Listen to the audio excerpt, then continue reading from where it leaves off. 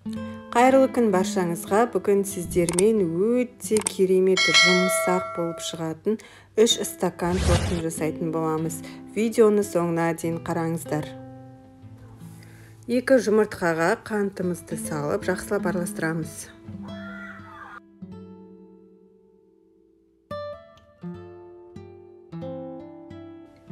Оның үстіне сұйық майымызды құямыз.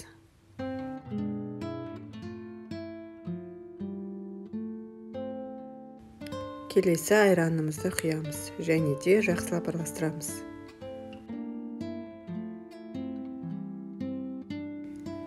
Ұнымызға какаомызды араластырып, електен өткіземіз. 2 бөлікке бөліп салатын боламыз.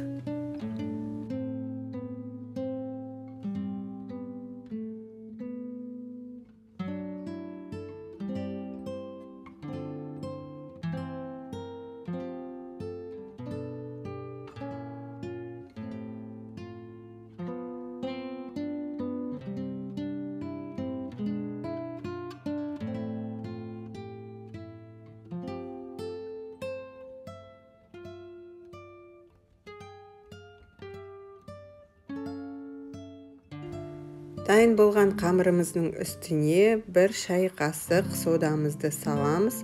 Бізде айран мен сода реакция беріп, соданың дәмі шықпайтын болады. Міне біздің қамырымыз дайын болып шықты. 170 градуста шамамен 40 минуттай пісіреміз. Форма менде 20 сантиметр. Міне біздің коржымыз пісіп шықты. Оны ыдысынан түсіріп, 3 бөлікке бөлетін боламыз.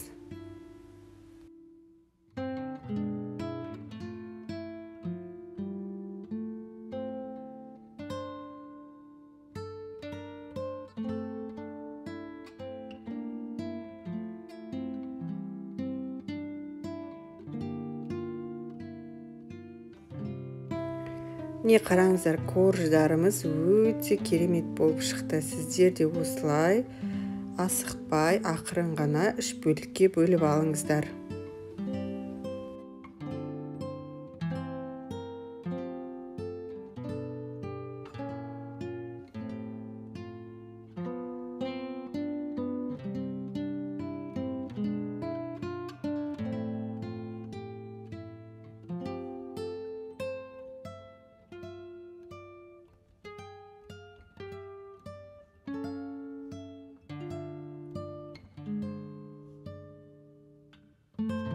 Келесі кезек біз кремін жағатын боламыз. Крем бізде қайнатпалы крем. Мен кремнің жасау әдісін, сілтемесін астына қалдырамын. Міндетті түрде қарап, кремін жасаңыздар.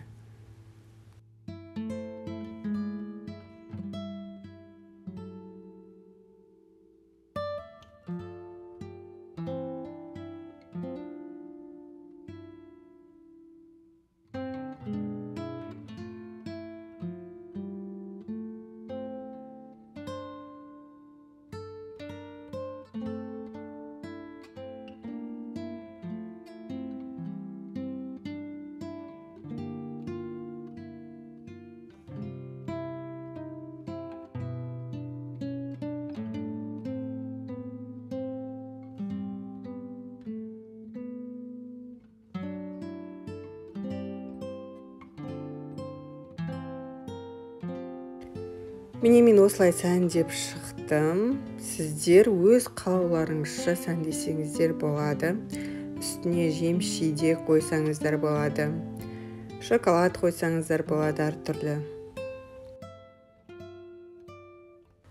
Тортымыз менде холодильникта 1 түн бойы тұрды. Егер сіздер 2 сағатқа кемінде қойсаңыздар болады.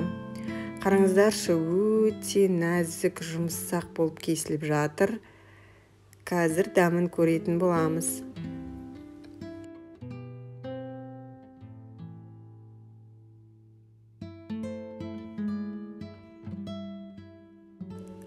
Қыздар, міндетті түрде жасап көріңіздер. Дәмі өте керемет, нәзік, жұмсақ болып шыққан.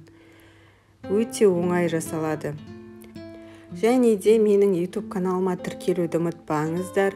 пікір қалдырып, лайк басыңыздар. Видеоны соңына дейін қарағандарыңызға рахмет, аман болыңыздар.